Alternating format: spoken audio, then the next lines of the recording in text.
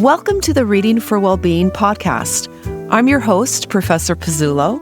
Today we are talking with Susan Magsamen and Ivy Ross, the authors of Your Brain on Art, How the Arts Transform Us. Welcome to you both. Great to have you here. Great to be here. Great, thank you. Before we start talking about Your Brain on Art, can you tell our listeners a bit about yourselves and how you came to collaborate? Well, maybe I'll start. And this is Susan, and Ivy will jump in. This is a great story. I a lot of people have origin stories, and this is ours. So I'm at Johns Hopkins University School of Medicine, and we had a program we started around 2015 called the Neuro Arts Luminary Scholars. And I included people that were doing amazing things in the world, architects and scientists and artists, business people that were using the arts in some way to inform the world. And there's many of us that are doing that. But I had known about Ivy's work because she had been at Mattel and ran the girls division. And I, at the same time, was at Houghton Mifflin Harcourt working on early childhood development and the arts and family engagement, community engagement. And so I decided to reach out to Ivy sort of blindly on LinkedIn. So I sent her a LinkedIn note and kind of into the universe and said what I was doing, Arts in My Lab and blah, blah, blah. And poof, she read it and wrote back and she said, I'm interested in that. Let's talk. So we scheduled a 30-minute kind of meet and greet. And that 30 minutes went from 30 minutes to, and we both canceled our next meeting. It was sort of like a really good date, right? Then we canceled our next meeting and our next meeting. So several hours later, we were still kind of talking about our points of view and our perspectives and our commonality. And maybe I'll turn it over to Ivy from there. Yeah. And so because I was an art major and psychology minor, and when I heard the Arts and Mind Lab, I get 300 LinkedIns a day working at Google, and I usually swipe left. But when I saw that, I swiped right.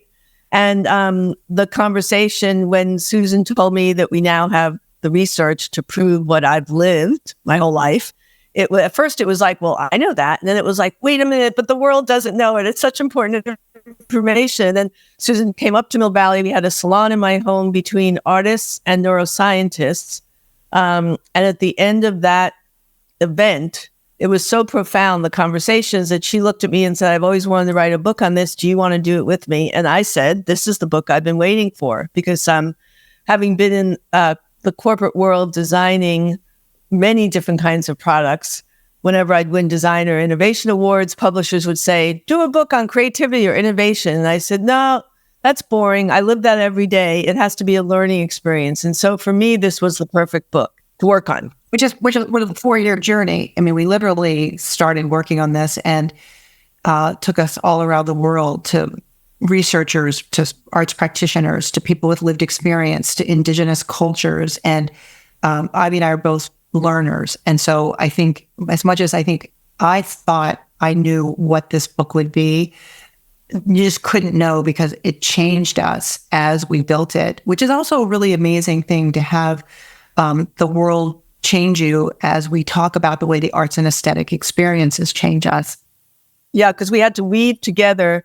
We wanted it to be the science in an understandable way, but with emotional stories, so that people could be moved to read more. So it was not an easy act. Well, you definitely achieved your objective. I absolutely loved this book. And I think, as you both say, it's the coming together of science and art. And so often you have one without the other. But this was a really beautiful complement. And so it brings me to my next question, which is, can you describe the field of neuroaesthetics and how art can impact well-being? Sure. So, well, first I have to tell you, I'm married to a neuroscientist, and so I am living proof of the marriage of arts and sciences. And by the way, I should say, after Susan and I worked on this book, we realized artists and scientists are not that dissimilar. We both ask questions, but for different reasons. for the purpose of discovery. So that was fascinating.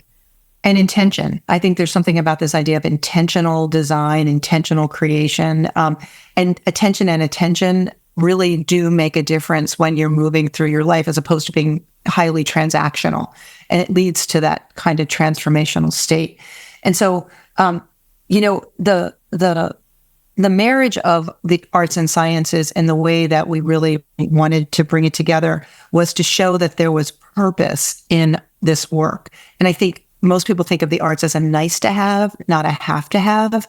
And that by showing the neurophysiology, the evolutionarily imperative to have these experiences that bond us, from the very beginning of time, we knew that coming around the fire and being able to dance and sing and draw were the things that bound us neurochemically. So dopamine, serotonin, oxytocin, that made community, that created the physiological requirements for us to need each other. And, there's a lot of work now around loneliness and isolation that causes disease.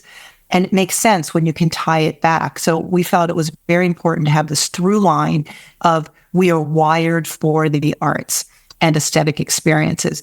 And when you really make that argument from a physiological and psychological perspective.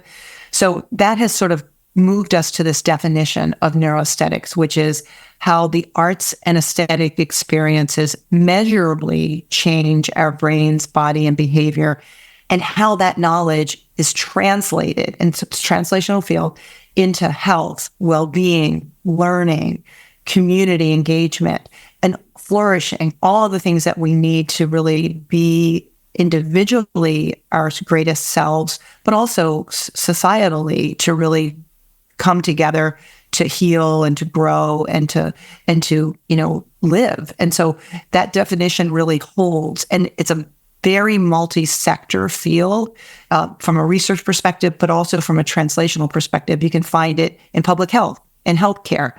You can find it in schools. You can find it in community development, and in businesses. I think if you can think of in cultural arts organizations, if you can identify your area, you can see how neuro arts, which is the field, and neuroaesthetics is the science, really show up. And you might not have seen it before, but when you start to really change your focus and you think about the attention of that, it shows up. And, one of the things we did was think about looking backwards to move forward. And we looked into indigenous tribes, of which there's still 5,000. And they didn't even have the word for art because it was the way they lived. It was culture.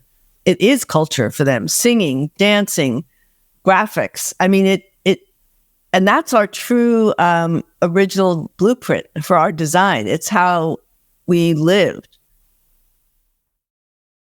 Excellent. Fascinating points. And I want to dig into a few of them in a little bit more depth. I want to ask this question about, perceptions of art. I think often art is seen as something for the wealthy, and it's not really accessible. Do you have any thoughts on how we can make art a little bit more accessible? Well, I think the problem is that we have put, first of all, judgment on art. And this is a huge problem because we've gotten amazing, beautiful notes from people that says, your book has given me permission to make art again. And we're like, oh my God, that is so sad, but we get it because all of us, you make art as a kid, you explore, you play, you sing, you dance, and then you get shut down because that's not the way you draw a tree, or you're never going to make a living at that. And we just stopped doing it. And I think we especially have pushed the arts aside in lieu of productivity and efficiency, thinking it was a nice to have, not imperative. And really what we're finding out now, it is imperative for the sensorial nature of life and what the taking in these, which we call creative expression. For us, the arts are really a form of creative expression. And so it's not even about a great piece of art or even a good piece of art. It's the act of making the art or receiving. Both have health benefits. Susan, you want to say some more about that? Yeah, I think it's a really great question. We've rarefied art, we've commoditized it, we've made it, good or bad. We have critiques about art. We've made it a thing, and it's also in some areas of our lives, it's expensive. And I think what Ivy and I both are saying is that it's affordable, it's accessible, and it's immediate when you shift your lens and think about creative expression. And it's everywhere. And so singing in the choir in church, or, dancing in your living room on a Saturday night, or, doodling in the classroom. These are all creative expressions, singing in the shower, all of that. And yes, there are these high arts where you can go and to a fabulous, amazing concert. And in no way are we against that, but that's not all there is. And as Ivy said, first of all, the research is sharing that you don't have to be proficient at an art form to have significant benefits. So we've been told that if you're not good at it, you shouldn't do it, right? So if you think about, I think there's a statistic I just saw recently that over 75% of us feel that creativity and creative expression is important, but less than 25% of us feel like we have any daily experiences with creative experiences with that creative voice. And so I look at that from an evidence kind of economic value. And I think, what are we leaving on the table for us individually? What are we leaving on the table for society when we're not bringing our creative voice forward, that we're just checking the box? And we see that the epidemic of loneliness, we see increases in stress, anxiety, depression. We see so many symptoms of physical diseases not addressed when some of these arts and aesthetic experiences we know are really effective in helping. So, when you get away from the rarefied aspect of this, and we also are seeing doctors and psychologists and social workers prescribing the arts, and healthcare providers beginning to pay for that. That's massive. It says there's another tool in the toolbox that we can use in complement to medications sometimes, or even without medications. So, and also as practice and as prevention for young children, we know if we're using the arts to build strong neural pathways, to build resiliency long-term across the course of their lives, they're going to do better. They're going to be able to recover faster because more of their neural circuitry has been created by creating these very strong salient neuroplasticity pathways that they might not have had if they were denied the ability to be able to have access to arts and aesthetic experiences. Yeah, I'm so glad you raised the issue of social prescribing. It's something that's happening in Canada, and I guess it's happening in the US to some degree as well. Maybe not as much as we would like. Can you maybe talk a little bit more about the how social prescribing really can benefit well-being, improve well-being, and how it's good for communities? Well, so, social prescribing has been happening in other countries for a long time. It's been happening in Australia. It's been happening in England. It's been happening in the Scandinavian countries. And what we saw there, because of socialized medicine, is that governments were paying for these kinds of experiences. So there's an epidemiologist named Daisy Fancourt who began to study that in Europe. And what she saw was some pretty remarkable results from having just one art activity a month, increasing physical health and well-being, but also extending life as much as 10 years, seeing that youth were making better decisions, were coming to school, were delaying pregnancies, were actually enrolling and finishing college. So those are enormous kinds of responses and results to just having arts and aesthetics being in your life and prescribed. As we've seen in Canada, where these arts are being now used for things like well-being, for Parkinson's, for Alzheimer's, for depression, for all of these different purposes and different art forms for different types of needs. We're starting to be able to look at the impact of that. So we're seeing that people are going to doctors less often, that they are taking less medication. And if they are taking medicine, they're complying to the prescriptions, because if you don't feel like you have a reason to live, you probably aren't going to do what your doctor tells you to do. We're also seeing a lot of really strong effects of this related to youth development and working with that 14 to 24-year-old age group that feels so isolated in communities. And this is running the gamut from bibliotherapy or using books to help youth understand things like gun violence and street violence and peer pressure and shaming, to older folks who have been diagnosed with Parkinson's and the impact of symptom relief or an improvement in gait and sleep and mood has been really enormous. So we're looking at the neurophysiology now and the impact on social prescribing.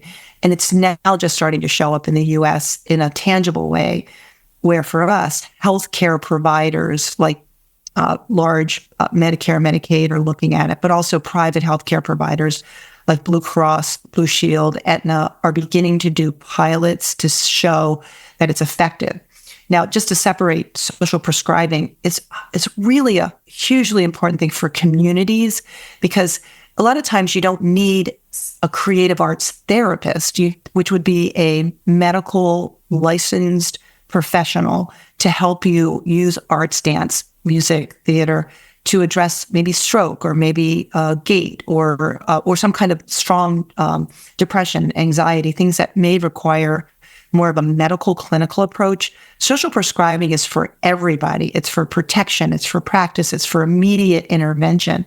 And so the argument that we're making in the United States is that when you do this as a practice, as a prevention in communities, you save downstream the costs that you have in later in life, or also because a disease state gets worse. And so it costs more to manage the remedies around some kind of health condition. So it makes economic sense also. And I think that's part of the policy making.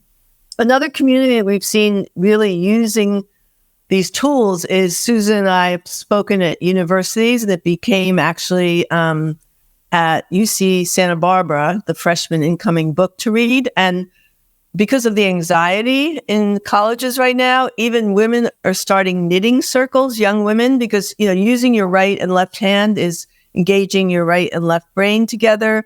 And the same thing of play. And they're starting these arts clubs, not to get credit, but just because they're understanding what it does for their own health and well-being and nervous systems and stress. So that's another place where it's like self-medicating in these universities. They understand the value of it, and it's fun, and it's something they can do together. That's a great point, is that, all of these interventions around the arts and aesthetics experiences tend to be joyful. And I think there's something that lifting that up. And I mean, maybe also you just made me think about the ecosystem around startups in this space is really growing. And that shows a healthy environment where you have people entering this besides clinicians and even public health or community health. And so we've seen some really beautiful things. Maybe tell her about Chromosonics.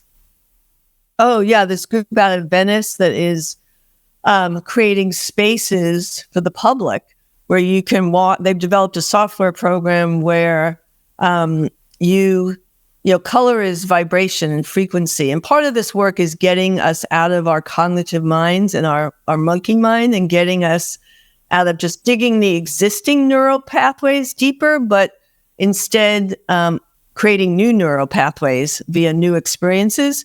So Chromosonic has something called Satellite One that they've tested in Venice, where you walk in for 20 minutes, you sit down, and you are literally hearing color and seeing sound. And it's like synesthesia, and it's such a beautiful experience, but your brain cannot, because it's nothing you experienced before. So your brain kind of lets go lets you go. So for those that can't meditate, and by the way, art is one of the highest forms of meditation. And so, they're starting to look to put these experiences in different places around the country. So think about walking into a mall, and instead of having yet another store, you have an experience to give you. When Susan and I have done this a number of times, you come out and you are fully present and clear in a way that your body and mind have never felt before. So there's a lot of creativity now happening. And there's another thing in London called the Dream Machine. So people are really grasping, like, how can we create experiences for people that almost force them into these states of mind to give them the pause that we need in our crazy lives, that deliver back moments that will add to our health and wellness. I've been nodding vigorously at everything you've both been saying. I couldn't agree more, and I think it's just fantastic to hear that we're seeing more art being explored on university campuses and just in communities in general. I wanted to ask, is there a difference between just looking at art and actually engaging in art when it comes to the benefits of well-being? Yeah, that's a great question. There are similarities and there are definitely differences. And, throughout our days, we're both makers and beholders. We move through those all the time. But as a beholder, I think a couple things that are different is that you have this opportunity to perspective take and to really understand the other and to see different ways of experiencing the world and different emotional ranges that sometimes you can relate to, but sometimes you can't, right? And that it opens you up. It provides you with new ways to see the world. And, I was reading an article yesterday about this idea of broadening our frame. And I think art does that more than anything. How do you really perceive things that are being brought to you that are artistic, that you've never had experience? And then another is empathy. When you're really understanding the other and understanding and having that connection. So it's not what you haven't seen, but what you are really relating. And that also creates new tapping into old memories for you and helping you reprocess, but it also creates a bond.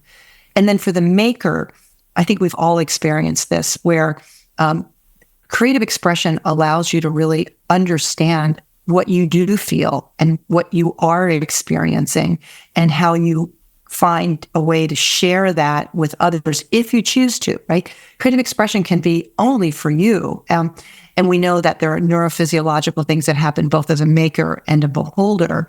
But for the maker, we know that it's very, you start to activate things in the prefrontal cortex, areas in the prefrontal cortex that allows you to move into flow states, that allows you to be into timelessness, that allows you to ignite emotions that you maybe haven't been in touch with. It also, from a physiological point of view, you have over 4 million touch receptors in your body, but around 3,000 on each finger. You're engaging your parasympathetic nervous system at a very tactile level. When you're moving, you're engaging your cerebellum. You're actually developing these small and large motor operations. When you're writing poetry or you're writing in general, journaling, we know that your cortisol is going down. Now, those are things that are happening to you. So you're managing your equilibrium and your balance, and you're really processing so much more.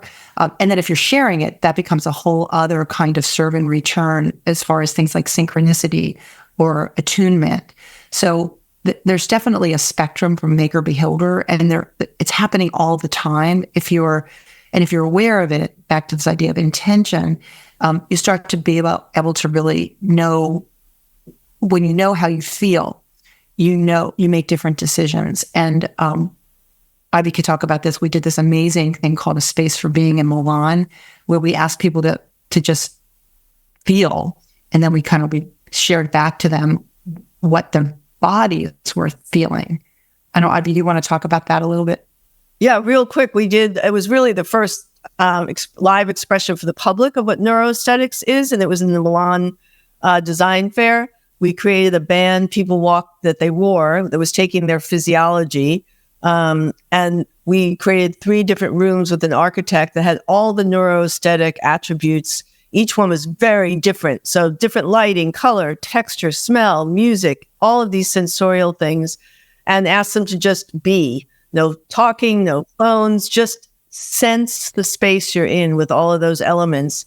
And at the end of it, we would say, which room did you like the best? And someone would say, oh, the second one, because I love the color blue, or my friend has a couch like that.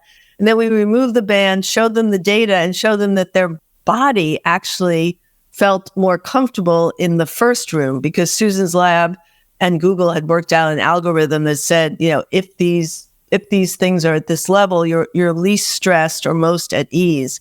And when people said, how could that be? It was a great example to say our bodies are feeling all the time, and that we are actually emotional beings that have learned to think, not thinking beings that have learned to feel. And we tend to walk around thinking that we're thinking beings first that have learned to feel. No, we're feeling beings first. That's how we've been designed, and we forget about that. So this was not about us wanting to produce a band that tells us how we feel. It was more about people understanding, and with the awareness that we're taking in information through our body, through those senses all the time, and that has a profound effect on our health and well-being. Thank you so much. I'm very conscious of time. Final thoughts on art and well-being? We're hoping that just like it took years of scientists drilling into our heads that we must exercise 20 minutes a day and we must sleep 8 hours a day. We want to start letting the public know that you should do an art activity 20 minutes a day, either the maker or the beholder. Really simple, but just start doing it. It could be doodling. It could be coloring outside the lines, singing, dancing, and it's all joyful. And it'll change you, and it'll change your communities, and it'll make your communities stronger. And I think we all want that. We all want to have that sense of belonging. Thank you so much. Count me in. I'm going to start today. The book is Your Brain on Art, How the Arts Transform Us. Thank you both so very much for being with me today. Thank you. Thank you. Thank you for doing the work you do.